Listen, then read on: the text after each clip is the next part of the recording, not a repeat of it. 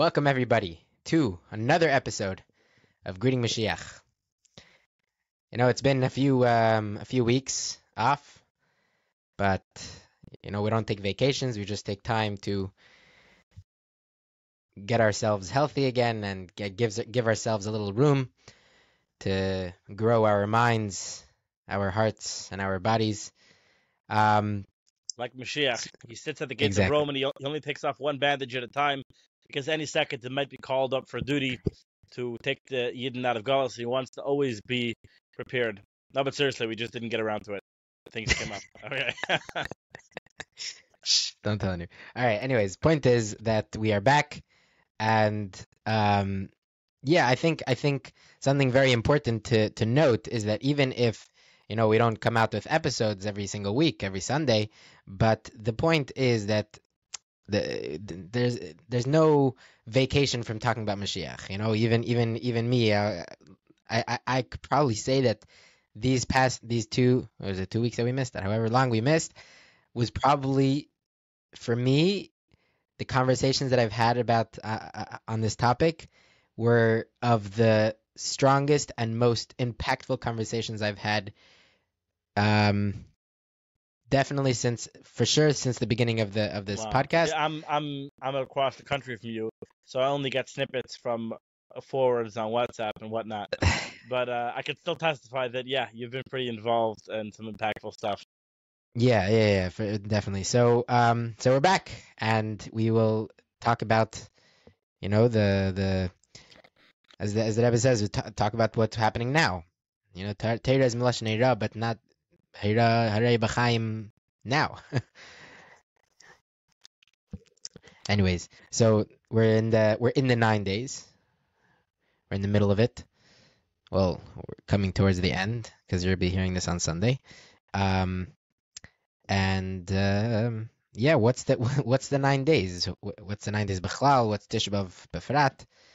And we'll get to whatever we get on. So, as Chassidim, as Lubavitcher Chassidim, you kind of have mixed feelings when it comes to days like this. The Rebbe told us that we should learn Hilchos Beis Bechira, but he said more important than that is to learn Shulchan Aruch, halachas. And if you go through Shulchan Aruch, it's pretty. I don't know what to tell you. It's pretty depressing.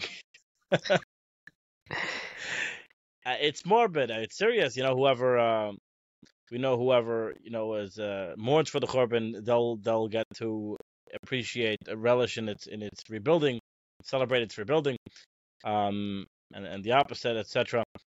But you're supposed to take it all very seriously, and it's all heavy duty vibes. If you learn through Shulchan Aruch, it's important. Go through it. You'll see it's intense, and we obviously don't want to detract from that. It's all mamat and besimcha and all that stuff. On the other hand, you have that chassidish avir that don't take it telling you in the back of your head. Take it so seriously. Don't take it so seriously. We're from Yidden v'chuli, but not because we want to be fry about it. Not because we don't like being mahader b'mitzvahs. We do. That's what we do, chassidim. But there's a certain aspect of not letting it get to you.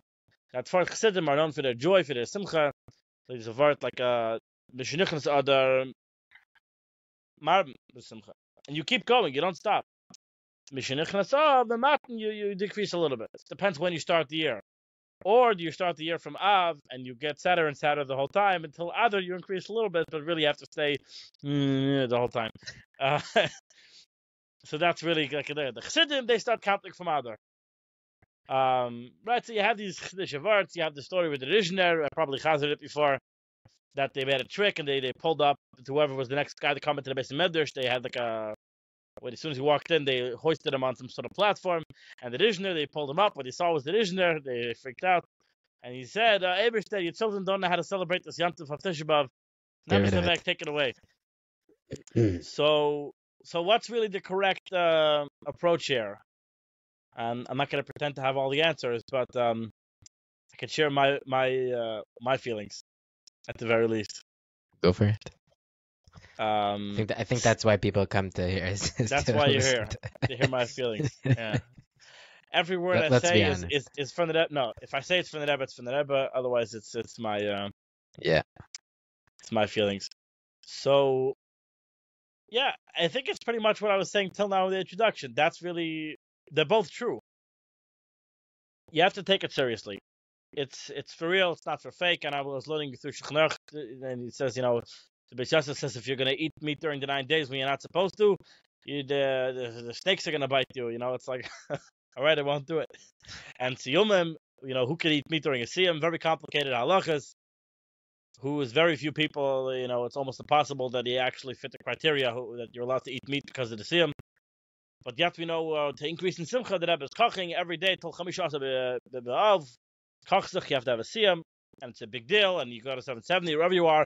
I'm sure it's a big deal wherever you're listening to this. Make a Siyum. Everyone's making Siyumim and making a big Suda because of the Siyum. We don't have fleishiks, but it's a big deal. And I heard an interesting mashal really to explain how you look at how you're supposed to look at this, how you're supposed to process both of these feelings at the same time.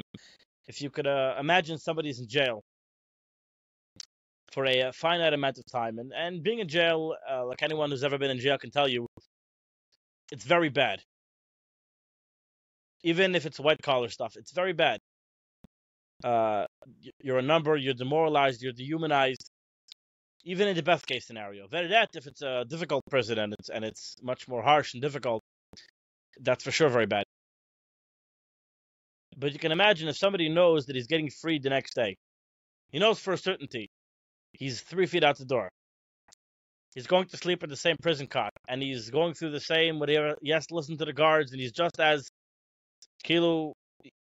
buttle and dehumanized as he was the whole time. But there's a different spirit inside of him. The spark of life is alive inside of him. His humanity is back. He's happy. He's joyful. He's excited. He knows he's going free. And nothing you can say is going to dampen his spirits. Even as he goes through the same prison rituals that he has to go through. The Rebbe told us, I saw a status today from not a Chabad Chassid. And he brings this passage of that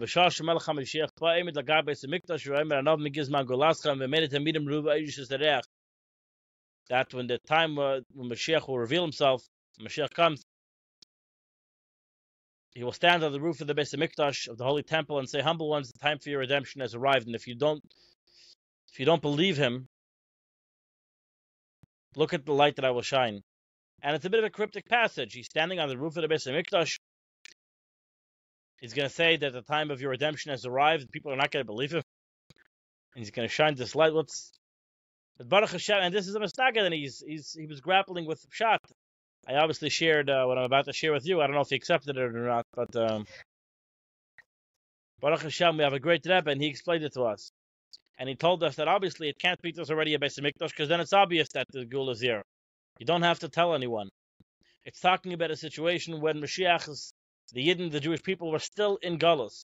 And while we're still in Galus, and the roof of the Beis Hamikdash, we're learning now Hilchas Beis Bechira, we're learning about the laws of the Beis Hamikdash. Gagas Leinaskachis, the roofs of the Beis Hamikdash were not made holy. So it's less holy than the actual Beis Hamikdash. And that's what it means, says the Rebbe, the roof. It doesn't refer to the actual roof. It refers to, Mashiach, the Nasi, he's going to have a shul. He's going to have his own place during Galus where he is, and that's 770. And from there, that's what it means, the roof of the Beis Hamikdash, from Mashiach's place in Galus, which is less holy than the Beis Hamikdash, the place where the Shechina is during Galus, 770, that's from that place he's going to say, Anav Miguz Mangulascham. And he's going to announce it. That means he's going to say it when it's still in Galus, when people might not realize. They might not see it. And that's what it means. And the Rebbe said this was already fulfilled in Tafshin Aleph, 1991. The Rebbe was kept on saying, quoting this Medrash, the Rebbe says it was already Mikoyim, that Mashiach is saying, Anav Miguz Mangulascham. Imagine that. This famous thing was already Mikoyim. This is a whole different thing. Mashiach already said, he gives Magulaschem. And the Rebbe brought that it's even a psaktin misinai that he gives Magulaschem. That the Rabbanim paskin. And the Rebbe explained what type of gula? A gula of we're going to have Mashiach, there is Bechaskas Mashiach, who's going to do those things. Until he's going to do the Mashiach, that he has to do the Vadai things. He's going to rebuild the Beis Hamikdash. He's going to do Kibbutz Goliath. I'm talking for real. The full thing. This is the psak din, that the time for that to happen has arrived. So we have a different spring in our step. Yeah, it comes around Tisha B'Av again every year. But we know very soon, Yom Meilu, these days, Yahavcha, they'll be transformed, L'Sasn L'Simcha, to joy and celebration. So it comes Tisha B'Av. You look at the example, the last Tisha B'Av that we have, the Rebbe spoke to us, Leisa Ata, 1991, we fell on Shabbos, and the Rebbe was so happy, overjoyed, that we get to celebrate Simcha, we get to celebrate Tisha B'Av like a Shabbos, no Avelus. This is the Me'ed Las Love. This is a taste of the way it's going to be in the future, that'll be transformed. It wasn't like, oh, Nebuch, we're going to have to play by the rules. Like, no, we're so happy about it. This is the best case scenario. We're looking to find a way to look forward to the Geula perspective. We're not looking back, and this is general, the entire theme, you could say, of Tafshin and Aleph.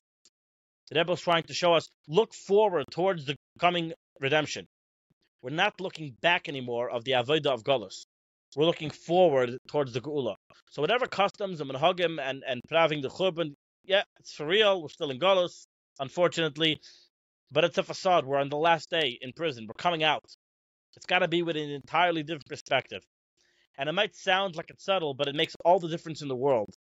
It's an entirely different experience. I know we have, if you guys don't know about it, you should follow Greeting Mashiach on the Twitters or X or whatever you want to call it. And today was Thursday, it was posted from the Rebbe spoke this week in Tafshin Aleph Matas Maser. So last week on the Twitters. Yeah, there you go. The Rebbe, we're allowed to still call it Twitter? We have to say Twitter formerly, X formerly Twitter. Yeah. There we go. So the Rebbe By spoke. the way, they had a big nitzachin over there for free speech today. Anyways, okay. Not for this podcast. Yeah. Subscribers only. Yeah. By the way, you could donate on Spotify. On our page, there is an option to donate if you would like to support the great work of this podcast. There is an option over there to donate. Please feel free to avail yourself to that option. There you go. But back to you brought the from the Rebbe that he says brings the example of the famous thing, the Beis Hamikdash was destroyed because of sinas chinam, and this is not like esoteric. The Gemara tells over the story what happened. It was literally destroyed, and I mean literally in the sense of like it actually happened, not metaphorically. Just to clarify, it was literally destroyed because of sinas chinam with the ma'aseh of Kamsa and Bar Kamsa. That everyone knows the story. They got into a fight. He was insulted, and it led to he ratted on the Jews to the government, and it led to the destruction of the Beis Hamikdash, quite literally. And we know the Beis Hamikdash will be rebuilt, and obviously that was systematic of, in general, what was going on at the time. I don't know if it's fair to say that one specific event, one person messed it up for Gans Klal Yisrael. I don't know if that's fair either. Or all these stories of like, oh, Mashiach was about to come, but you messed it up because you didn't do this thing or that thing, you know. I think, generally speaking, these things are probably systematic of where the Jewish people were holding at the time. Right. It shows. It's indicative on where the Yidden were holding. Thank you. Yes. And but here the Rebbe told us, we know that the Jewish people as a whole have finished their avodah, and we're ready for the Gula. And the Rebbe told us, how does that express itself? We always heard that. How do we fix it? It's Avos Chinam, baseless love, instead of baseless hatred, you have baseless love. That's how we're going to bring the Gula, says the Rebbe. We've completed that. We've fixed that problem. Meaning, if that was the problem, we fixed it. And now, so what's it about now? Aside from, obviously, you have that vart, that it's about Avos Chinam brings the Gula. You have a much deeper level now. Why? Because we know, Lasad Lava, godliness is going to be revealed. We're going to see our souls will be revealed. We're going to know we're going to see what a Jewish soul really is. And, the Rebbe always sees what a Jewish soul really is. But that's the Rebbe. The famous story, someone allegedly asked the Rebbe, how do you not get tired standing for dollars, giving out hours giving dollars to people, and the Rebbe allegedly is said to have answered famously that when you count diamonds, you don't get tired. That the Rebbe really, I don't know if the story happened, but it's definitely true that the Rebbe looks at every single yid like a diamond, without exaggeration. But imagine each and every one of us got to share in that perspective. That's Mashiach times. Mashiach, who sees that now, he's going to reveal it to all of us. Could you imagine the Avos Yisrael we're going to have then, says the Rebbe? It's going to be amazing. It's going to be much, infinitely more than we have today. Starting already now, says the Rebbe, in Galus, we can start to appreciate. We can look through the veil a little bit and appreciate what's that going to be like and implement that now in our life. That's what Avos Yisrael is about now. We're not looking back to fix the problems of the Churban. We're not living in that reality anymore. Get your head out of the Churban for a second and look towards Bayis Shlishi. You have to turn around. You got to give one turn. You're in the same spot. But you're looking this way, you're looking that way. We're looking towards the Bayis Shlishi. And when you learn about the Beis HaMikdash this year around, says the Rebbe, you do it with an entirely renewed spirit. Every year we learn about the Beis HaMikdash. But now it's with the full knowledge that it's right around the corner. Any second, we're going to have the Bayis Shlishi.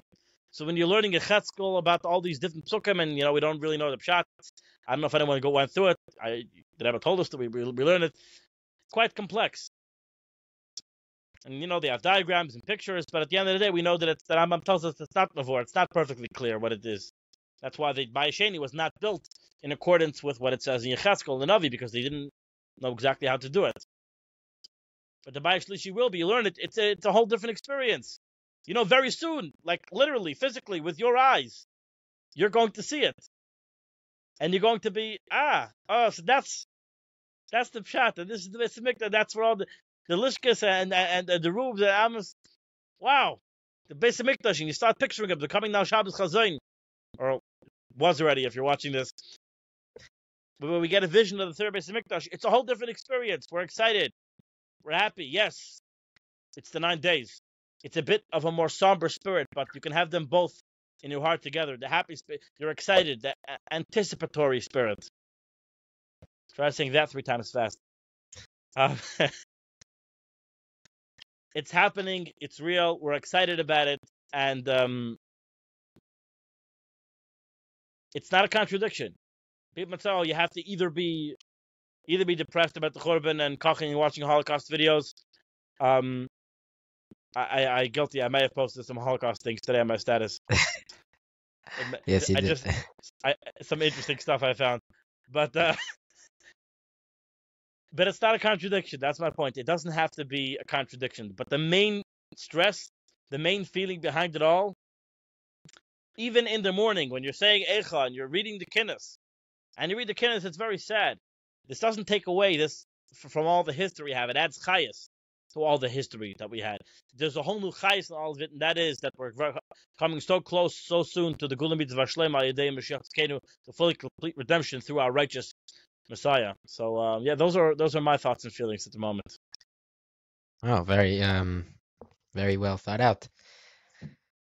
So I wanna shift a little bit.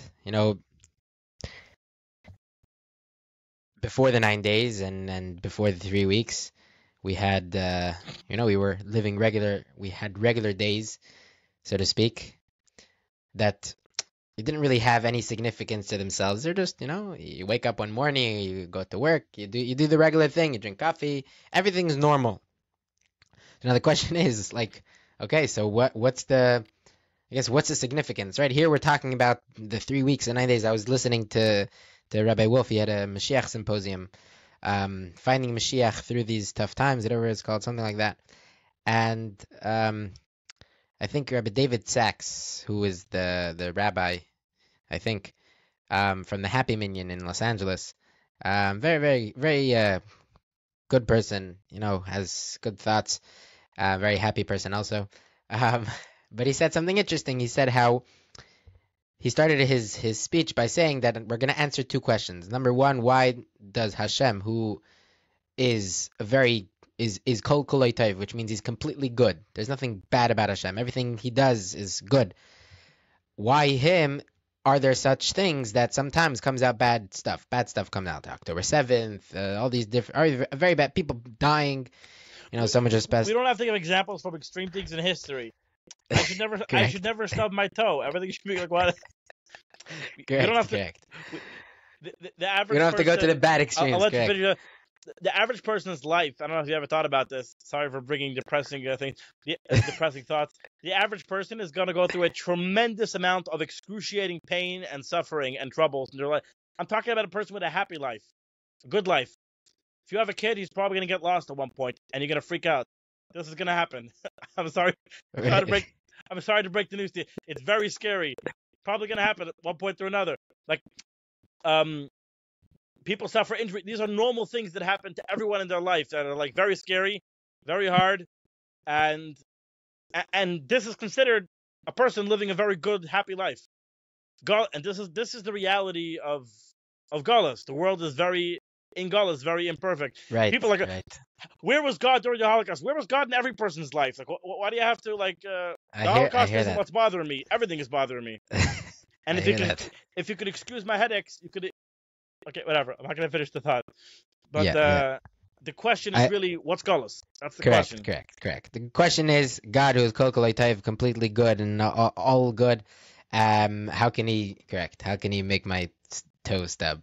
Whatever. Obviously, there's a difference in quality, and while the point. I'm being a bit facetious here, but yeah.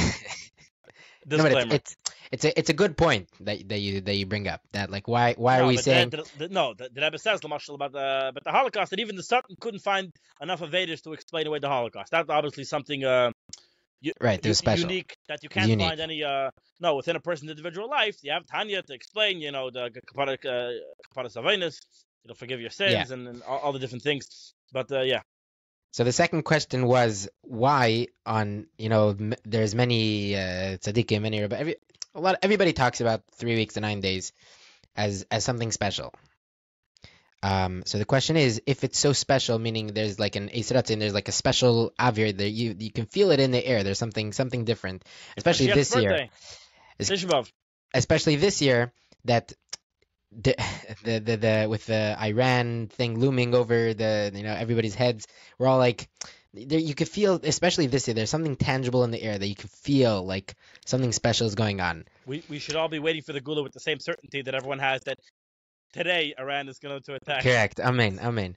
But the point is, so if the 3 weeks and the 9 days, and especially Tisha B'Av, are times of such great times of Geula energy in the world, why is it that those times specifically is it the worst for the Jewish people? Right? The 3 weeks is the 3 weeks, and the 9 days is how it got even worse, and there were Pasha deaths like crazy, and then you have Tisha B'Av. And Tisha B'Av, he brings down that it's not only the destruction of both Bate Mikdashes, but it's also the Spanish Inquisition and the Crusades. There's tons of things that happen specifically on Tisha B'Av. So he went... The Meraglim also correct. That was the OG, the original. Yeah. Also, he said how both world wars, World War I and World War II, were connected, and World War I started on Tisha B'Av. The catalyst of World War I with the assassination of Prince, whatever his name is, was on Tisha B'Av. I know frighteningly little about the First World War, so don't call me out on this. No, the point is that they're connected. So really, the Holocaust started. The catalyst of the Holocaust was the Tisha B'Av. It's definitely World War I. Yeah. Yeah. So what's his point? His point was like this. His point is that when there's so much iris, when there's so much light, when there's so much not revelation, but potential, but there's not enough kalim, there's not enough vessels, there's not enough containers, reciprocals to be able to receive all of these great lights and potential. What happens is destruction happens. And like we have the Olam HaToyu. What was Olam HaToyu? There was such great light, the vessels aren't able to contain it. So what happened? The lights left because there's nowhere to go. So what happened? The containers they disintegrated because there was nothing giving them life. So he says that it's not a problem. It's not like, oh no, this is a very bad time. No, it's a very good potential. There's huge potential. But the problem is he says this. He says, I don't want to blame anybody, but the fact that we're still here and we didn't fully realize the potential that we have means that we're not giving enough, we're not making enough kelim, we're not making enough vessels, we're not being enough, strong enough, big enough reciprocals to be able to receive the great Eidos. So he said that the point is that to have this great love for each other, that it's just beyond limitations. Just I love you just cause. Now that okay, I'm gonna refrain from blaming Yidden during the 9 days, but Love it. definitely the idea that it's a very powerful time period, and all the negative things that happen are just because there's no Caleb for it. That's definitely a very true idea. Yeah, Yeah. and we spoke about So this last time, that there's all these energies in the world that don't have a way to be properly expressed. They're really gula energies. yeah. So the point, the reason why I brought that was because like there are some days where it's like, like he was bringing the 3 weeks, the 9 days, and Tisha B'Av as like the the hechtatzeit, the greatest times for this. But the Mashiach can come any day. The potential for Mashiach, the potential for the Geula to happen at any moment. Pashta mitzvah. Yeah. So I wanna transport us to a regular day and just talk about regular Mashiach things. And no, we were having a conversation, and a question came up that one of the Rebbe's biggest chizrim, his name is Reb Yoel Khan, whose yard site is going to be On happened Shabbos. already on Shabbos, and yeah, Vav Menachemov. right. So yeah, so this great chizr of the Rebbe, who had a very very great mind, great memory, and he for personally he was one of the people that really gave me a lot of my Mashiach feelings, was through listening to a lot of the speeches that he made at the time of Tafshin and Aleph, Tafshin and Beis, listening to the Sichas, and him being one of the chief chayzrim, the ones that after the Fabrengen they would sit and he would, through his memory, they would write down what the Rebbe is Fabrengen about. So to his speeches, to the Chassidim, listening to just, he was probably the best listener at the Fabrengen, and he was able to tell you what the Rebbe said, and this is what the Rebbe wants from us. There was speeches that he did to Chassidim that was like mind blowing, and then to the Shluchim, talking about what the Shluchis is, was also like mind blowing. Like one thing that stuck with me is he said that there are people that are pushed sleeping. The Rebbe says about how miyad kishinir mishinasai. Immediately when you wake up in the morning, the first thing you should have in your mind is Mashiach. Even before Madani, the first Even breath you before take. Madani, correct. The first thing is Mashiach. What are you doing? Everything, your whole life, Kol Yimei Chayecha Lahavi L'Mes Mashiach is a life.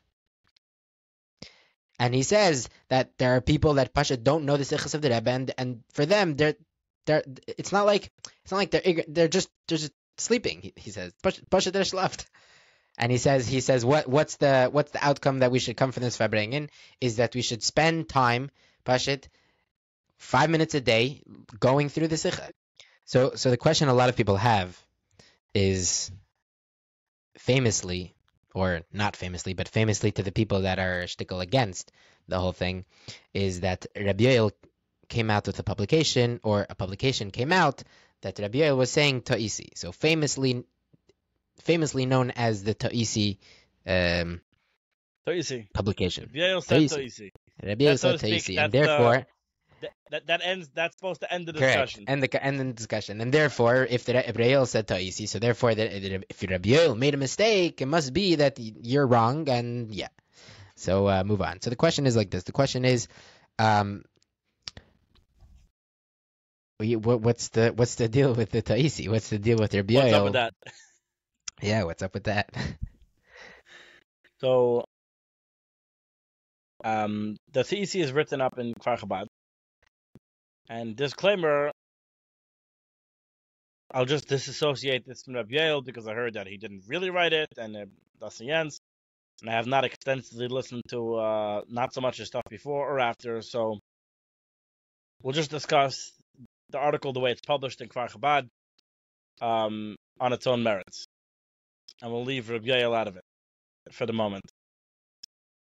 The article, the first half of which is saying that you can't ignore Gimmel Tammuz, that it's important to recognize that it happened, and you do a disservice by doing what a lot of people Tzfatim do now, of just pretending like he's walking around. That's not the point. However alive the Rebbe is, whatever you want to talk about, he's buried in Queens, and it's a very sad thing. And you should be sad about it. Gimmel Tammuz is a very sad day. As I recall, that was the first half of the article. The second half was the two easy half, and Reb Yoel explained, that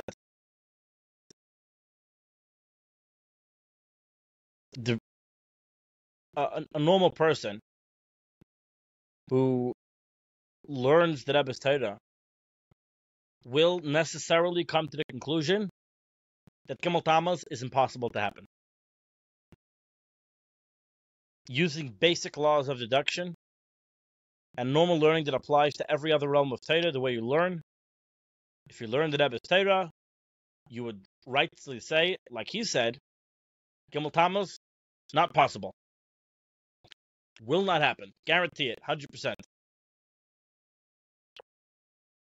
And it happened. So he said, every word that Rebbe says is true. Every Mugadik Asicha, every word, kosher, emes, v'yatzav, v'nachin. But I can't make heads or tails of it. The basic laws of deduction, as simple and generic as 1 + 1 = 2, don't apply. They apply to every other realm of Torah, not the Rebbe Sichas. Apparently. Normally we learn Torah, this is how you learn. You understand things. The Rebbe Sichas, obviously not understandable. Certainly, you have to tell people what it says. They don't know exactly what it says. Tell them one. Don't tell them 1 + 1 = 2. Tell them the Rebbe says, Hine Zeh Moshiach Ba. Mashiach's coming. But you can't add any words. And as it's mashma kind of in the article, also don't go at any of the other sikhs. Just talk about that one. Because that's the only one he quotes. I don't know, it's a bit awkward. That's what it says, and needless to tell you, that's absurd and ridiculous. So forgive whoever, I don't know if he said it, or if he really said it, or was rewritten, I don't know. But that's obviously absurd and should not be taken seriously, and that's not even a real opinion, and it's not even worth rebutting. It's nothing, whatever. That's a cry of pain from a chassid, is what it is, at best. Let me explain. Please. The Rebbe Sichas are very clearly meant to be understood. And 1 + 1, thankfully, still equals 2. And if Gimmel Tammuz wasn't possible to happen before, then obviously, like we've explained on this podcast, Gimmel Tammuz didn't happen in the conventional sense. And it's correct. The Rebbe is still alive. Like we explained, you can look at our previous episode, is the Rebbe alive? The Rebbe is alive. And the Rebbe is also buried. And he's still Mashiach. Everything works out. At least try to make it work out. Talk about it. Maybe we have the answers. Maybe we don't. But to give up, throw in the towel, and say, I'm done, none of it makes any sense, have a nice day, so we can't verbring about it, we can't koch on it, because you can't even talk about it. You just have to quote the literal words that it says. You go and say with someone, how are you? Hine Zeh Moshiach Ba. What does that mean? Can't tell you. What do you mean? What's the implication of that? Nah, it's absurd. It's not what the Rebbe is telling us. We have a whole shlichus of Kabbalah Pnei Mashiach Tzedakenu. How much about explaining to people about Mashiach's here, and we have to teach them about Mashiach, and we have to greet Mashiach. This whole thing is not possible. It wasn't like sichos about esoteric things, but practical instructions for the Rebbe of what to do. You can't put those on a shelf. That was not one of the options in this multiple choice test over here. The Rebbe gave us marching orders. He gave instructions to the shluchim. He told them that they till now had a shluchas to spread Terech Siddish Yiddishkeit until affecting the Geula. And now that is alone no longer the shluchas. Now the shluchas is to greet Mashiach by doing all those things, to greet Mashiach, who's already here. You can't put that on a shelf. You can't say, I don't understand it. The whole point is that the Rebbe says in the Sikha there is to understand Mashiach, Beifin and Miskabel, so that you could go greet him. You can't turn back from that. There's no way to turn back the clock. There's no we'll just do what we know. We'll just put on tefillin like regular. That's not one of the options. Your only option is figuring out pshat and what the Rebbe wants from you. There are no other options. If you are intent on doing what the Rebbe told us. I know some people, unfortunately, they say, yeah, the whole thing is whatever, it didn't work. Get on with it. This is reality. Moshe told the Yidden they're going to go take the snow. You know what? They didn't.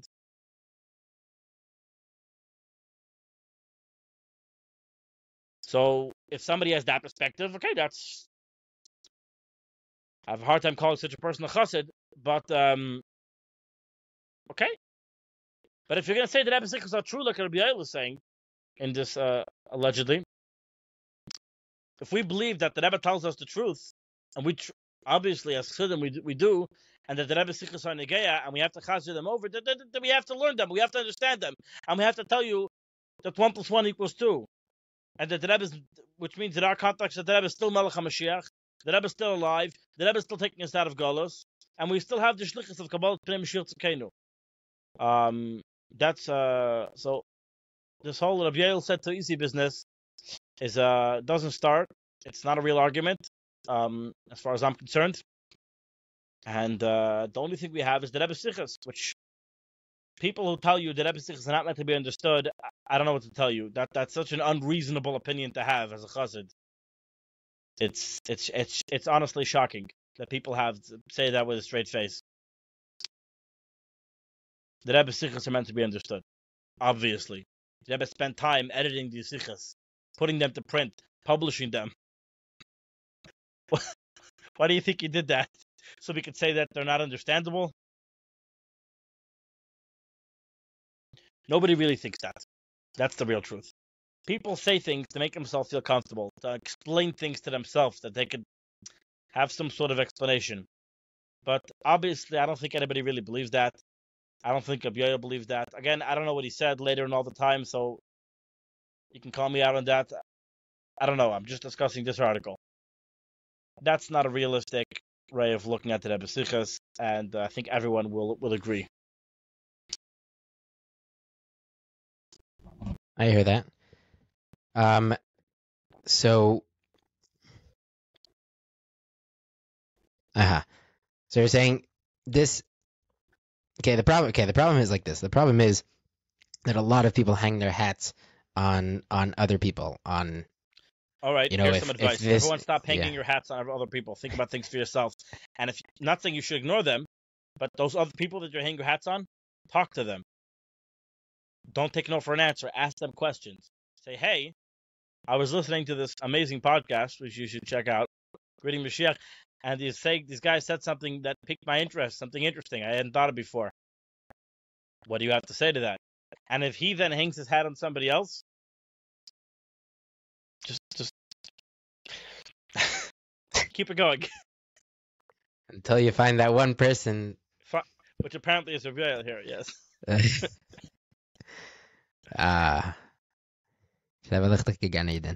Yeah. Seriously. No, it's for me, I was so surprised. I was shocked the first time I heard someone bring that up, because literally I listened. He made, it wasn't like he was making a good argument. It was like, what do you mean? This is what the Rebbe said. It's like, I think your father's favorite is to say that the Rebbe is not encouraging. What the Rebbe is clearly encouraging For I'm not this, I smart don't enough have such a good. to refute Correct. that. I don't have. Not so I don't smart. have such a good head. I don't have such a good head for this. For this, ich hab nicht a good cup or something like that. Good stuff. Good stuff. So we can use Reb Um, Yoel against Reb Yoel. And so on. exactly. If someone brings you an argument, no. The problem is that problem is really, I think, boils down to Gimmel Tammuz. I think essentially is what the biggest issue is, and I'm asking, Gimmel Tammuz is the biggest issue. We should get rid of it. yeah, correct, We 100%. should see that up again. Like there isn't it. Yeah. They're all messing up Gimmel Tammuz so bad. Just get rid of it. But yeah, I think that's the matziv. That's the matziv of a lot of people. And also another point that I realized that I think is a nuanced point that a lot of people miss. You know, a lot of people have big arguments about these things, but they're arguing on like details. There's the biggest point, and this is what you posted. We posted on the X, formerly known as Twitter. Mina from a shliach sent to the Rebbe. He brought Montreal. he brought his chassidim on a Shabbaton, and he brought the chassidim on a Shabbaton, and he said like this. He asked the Rebbe, "Shabbos taver b'atzlacha kemasim l'shnas tzaddik v'shnas niflos b'kol." That the Shabbos should be very successful, as it is fitting to the year of Shnas Tzaddik, with the Rebbe's birthday, and the year Tavshin and Beis, and he finishes off Shnatzliach lahachder b'chol anshei Shabbosin, that we should be successful in. Oh, did you just say Shabbosin? Yes. Okay. Shabbaton. There we go. How would you translate lahachder? More importantly, to penetrate, to infuse, to infuse. The hakara and the hargasha, the recognition and the feeling, shehamashiach ve'izgalus kvar poi. The Mashiach and the revelation is already here. And this was just after Chayesara. This was 2 weeks later. This is. V'tzarich sach hakal lekabel Mashiach tzedkeinu, and all that is necessary is to receive Mashiach tzedkeinu. Kamishakasav in his bar b'sichas hakodesh, and he's mitzayin. He references the sicha. V'shehiu mikasharim believe in Eshlu Kalik Dishas Ad Mishlita, and they should connect themselves with heart and soul to the Rebbe, and he brings Beis Chayenu, all these things. So I think this is the most important. What does the Rebbe say? Oh, and the Rebbe answers, V'hi b'atzlacha rabba v'inyan v'hazman grama azger al-tzion. The Rebbe says that it should be very, very successful, and this is what is pertinent to this time. And azger al-tzion, I will mention it to the Frierdiker Rebbe. But I think this is the most important thing. These words, ha'hakara v'hargasha she'amashiach v'izgalus kvar poi. This is the most important thing, and I think I think we will have the most success, is infusing in people the recognition and the feeling that the Mashiach and his revelation is already here. Correct. This is the most. People are stuck on this, so we have to tell people that. Yes, that's the whole point. That's what it's saying in the Sikha. That's the key. Correct. It's already here. It's already happening. It's already here. Correct. I was talking to I went to the I went to both kinosim, to the Mashiachist kinnis, and there was like a roundtable discussion trying to figure out how to properly bring in Yonagol Mashiach in your Chabad house, whatever it was, and they're having a nice conversation, and I gave an idea that maybe if we teach in Yonagol Mashiach in a way that this is what's happening, this is where we are. We're at a point where we're already, Mashiach is already here. Yeah, I gave the example of learning Hilchos Shabbos, learning the laws of Shabbos. If you teach it on Sunday, it's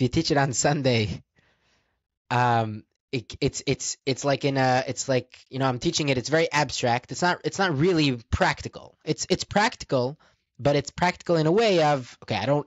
It doesn't matter right now. It matters in 6 days. So I'll listen.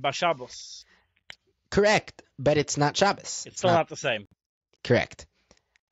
However, when you teach the same Hilchos Shabbos, either right before Mincha, Erev Shabbos, Friday night right after Ma'ariv or between Mincha Ma'ariv. Like you have in the Shul and Levitzchak. Like you're right? correct. Yeah.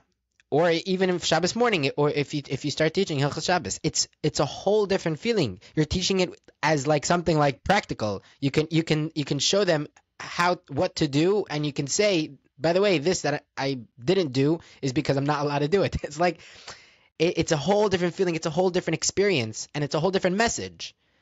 And I think this is something that we have to recognize. It has to be something that totally takes us over, is this recognition. Recognizing that it already happened. And we're in the middle of it. It's big. It already happened. That you have to tell people, this feeling recognition, Mashiach is already revealed. And by the way, this takes away the whole question of like, do we have to tell people that the Rebbe is Mashiach? Do whatever you want. They have to know that Mashiach's already here and revealed. So, correct. I was speaking. Whatever. I was in the midst of that conversation. We were having an argument if it's important to tell people that the Rebbe is Mashiach, and if the Rebbe told us a discussion. What did I say? Argument. I was having a discussion.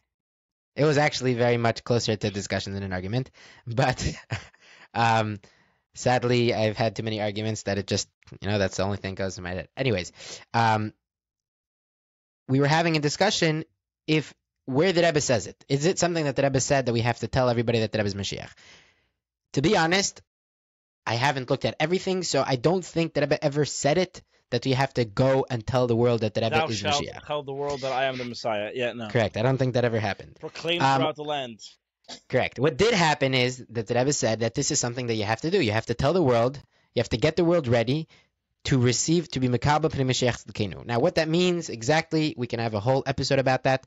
But it's I think pretty we did clear. Already. It's pretty clear. I showed him this. The question that the shliach asked, right, and the Rebbe's answer, and I said, let's picture ourselves in that Shabbaton and listening to the shliach talking about this. How much do you want to bet that the question of who Mashiach is came up? How much do you want to bet? Yeah. And what this shliach answered? What do you think? It's like it blows my mind. How can you have a conversation with someone saying Mashiach is here, the revelation is here, and not say who and the question won't come up? Of course, the question is going to come up. Any person that has two brain cells, that has prefrontal cortex, will be able to come up with this amazing, mind-blowing, even without out of the world question. Where did this? Correct, even without, right? Completely from left field. Who is Mashiach? Like, what? Obviously, if I'm telling you that Mashiach is here, your next question is going to be, okay, who is it? He? Where can I find him? Sorry. If I'm telling you Mashiach is here, and then I say that all we have to do left is to greet him, that leaves. Well, that depends if you know what Mashiach is. If you think the Mashiach is an idea, you might not have any questions. If you understand, because like the Rebbe tells you in the Sikha to first explain to them the whole idea of Mashiach, you understand that he's a physical person of flesh and blood who will literally and physically take us out of Galus and build the Beis Hamikdash, in the opposite order. Then your next obvious thing is, oh, he's here? Where is he? Who is he? Yeah, there's no other way. That's the only way to understand. There is no other way to understand it. And what's so frustrating sometimes is that people will make it sound like the perspective we're sharing, not even one of the options. For sure, destroying Lubavitch. For sure, terrible. I'm coming from somewhere here. Can you give me that? Like, what I'm saying here, some validity. Like, people say, there's no place to talk about it. Totally crazy. We made it up. Like, if you think it destroys Lubavitch, if you think telling people that the Rebbe is Mashiach destroys Lubavitch, then try do everything that the Rebbe asks you to do, and if you're able to have this conversation and to like the shliach asked, to be machder, to penetrate, it should penetrate the person, that this recognition, the feeling, the person should have a feeling. And you don't have to bring up the fact that the Rebbe is Mashiach. I will give you a stamp of approval. You're doing the right thing. It's not possible, but correct. No. Right. The point is, fine. Don't say that I was Mashiach. Don't do it. Fine. But he has to know that Mashiach is here and revealed, and everything we're doing is to greet him. Right. I want to be able to go to your Chabad house. And that Mashiach is a person, and we have to, and probably we should follow his advice and do Chitas and Ambam because he said to, and listen to his Sichas, whoever he is. And but it's not. But you don't know who Mashiach is. You don't know. I'm just saying, probably if you're going to greet Mashiach or receive Mashiach, and he has like 40 years worth of material, probably one of the most important ways of getting ready to greet him is following in his ways, connecting with him, like the person asks that they should have to the Rebbe. Correct. Believe in Nefesh. Yeah, there really is. It's really not possible, the whole thing, to do it without. Perhaps the job isn't to tell everyone that Rebbe is Mashiach. It's just impossible to do without the obvious basic prerequisite of them knowing at some point that the Rebbe is Mashiach. And I don't know why this is so controversial. I wrote an article that I don't know if we'll publish it or not at some point, but I started off that for the life of me, I don't know why it's so controversial. What's so about the Rebbe being Mashiach?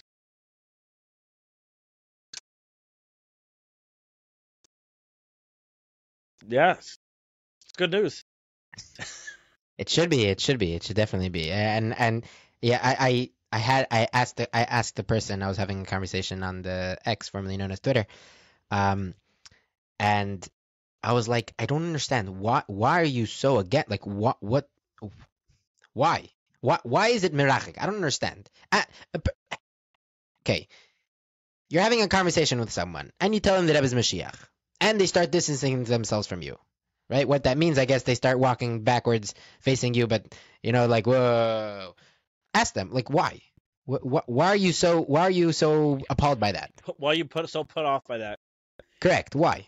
So, if it's a not Lubavitch person, the reason they're put off by it is because they also don't think that the Rebbe is the Nasi Adar. They think it's insulting that the Rebbe is anything more than a nice person from the 20th century who was holier than the rest of us and knew how to learn a lot better than the rest of us, but nothing really more than that, because they are a firm proponent in the idea that as the generations progressed, every one of the generation had a lower soul level, and it's insulting to them to even imagine that we, as Lubavitchers, think that the Rebbe was something more than that, and was one of the greatest people to have ever lived. They cannot wrap their head around it, and they think, and kind of rightly so in that sense, that we're thereby putting down all the rest of the Gedolim in this generation, and putting the Rebbe up on a pedestal above the rest of them. And this was the same time that they had that the Rebbe put the Friedrich Rebbe, his predecessor, his father-in-law, on a pedestal, calling him the Nasi Adar, the leader of the generation, comparing him to Moshe Rabbeinu. They're insulted by the whole thing. The problem isn't Mashiach. Those people, if it's a firm person, his problem is that you think that the Rebbe is the Nasi Adar. That's his problem, that you think the Rebbe is the leader of the generation, that you think the Rebbe is the Moshe of the generation. That is what's bothering him. It's got nothing to do with the fact that the Rebbe is Mashiach. If the person accepts that the Rebbe is the Moshe of the generation, it's quite obvious that he's also the Mashiach of the generation. As the Rebbe explains, that follows very naturally. That's not the issue. So this is an entirely separate problem that has nothing to do with Mashiach, if it's a from person. Unless his problem is the Gimmel Tammuz thing, which again, there's an answer to that question. As long as he's still the Nasi Adar, he's still Mashiach. It's not. All right. And if he's fry, he doesn't have a problem with it. Oh, for sure. For sure not. He just doesn't. It's in your head. He doesn't. No, really, it's that simple. Okay. Is it though? If right, the problem.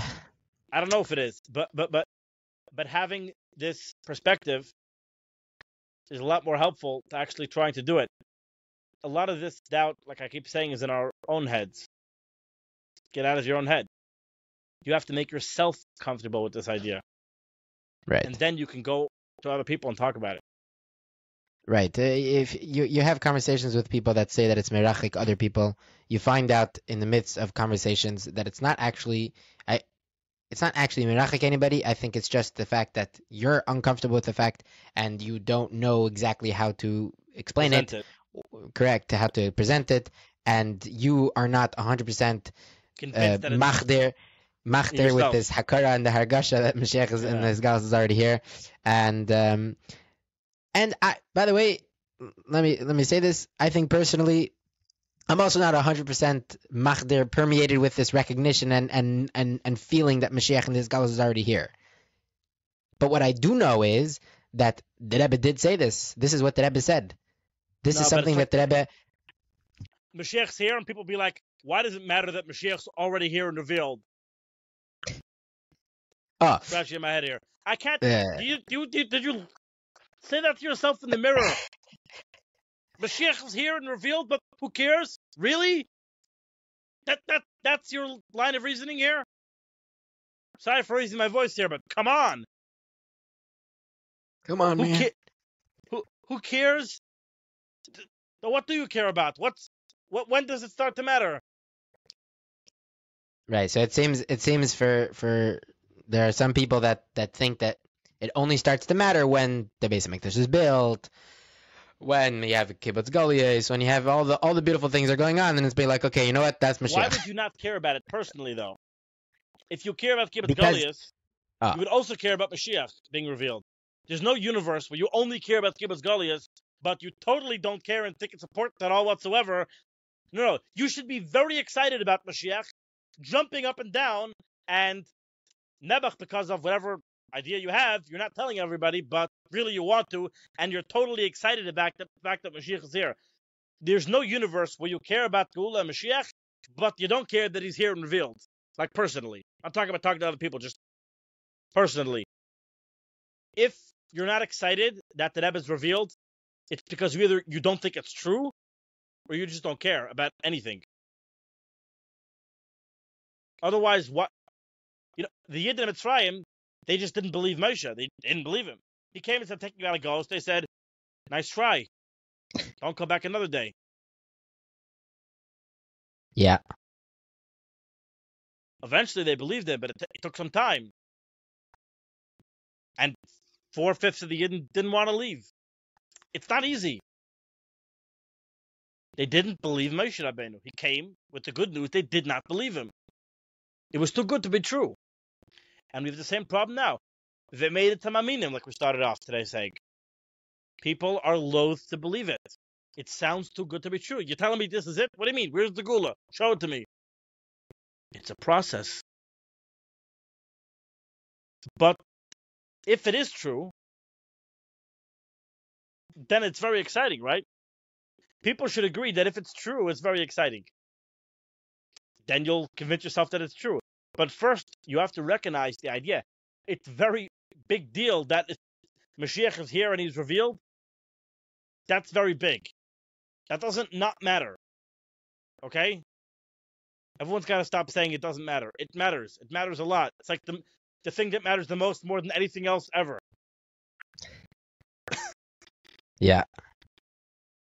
People have this idea that Geula is just about Geula. Mashiach is just, he's going to be coming along for the ride. It's not really about him. Nope. So there's Mashiach. So there's no reason to get excited about him because there's no Geula in the world yet. So tell me when the Geula comes into the world. That's just not how it works. Educate yourself. It's about Ayidei Mashiach Tzkenu. It's about Mashiach, the person. The Rebbe told us that it's Kabbalah Mashiach Tzkenu. He didn't say it's Kabbalah Yidei Geula. He spoke about bringing the Aleph of Geula. He spoke about Machta. He spoke about that too. But Kabbalah Mashiach Tzkenu has to do with Mashiach. It just does. It do be like that. That's where it's at. So, it's been a while, and we're back. It's a long one to catch up for the week. Yeah. But yes, please share. Again, keep having these conversations even when we're not here. And also, I think now that we're on X, formerly known as Twitter, I think it'll be a nice place for there's a community on there for the Gimmel Mashiach podcast. Yes, this will be posted on the Twitter, X, formerly known as Twitter. Yeah, please join us on X, join us formerly known as Twitter, join us on YouTube, share, also, like, share, subscribe. X, don't make an X account for this, but if you're on X. Yeah. The point is that we need people to be talking about it. We need to make the world recognize that it's here, that it's happening, and we just need to accept him. We need to receive him. We need to make him feel wanted. We need to make him king. We need to make him king and give him the power to take us out of Golus, because that's what Mashiach needs. Mashiach has the shlich. You have to understand something. He's ready to take us out. He just needs us to give him, stretch out like this. Stretch out your hand and he'll grab you. Something like that. It's this is what we need to do. And may it happen very soon. And Tisha B'Av Shataka be what is it? It should be it should be transformed to a day of joy. Like I mentioned before, it's Mashiach's the day of Mashiach's birthday. Mazali of Mashiach, the Mazel of Mashiach shines. And should it should be. Chaim Nevracha. We want Mashiach now. ועד כדי כך המדב גולהוב מהדר עם זול מחי זין יחי המלך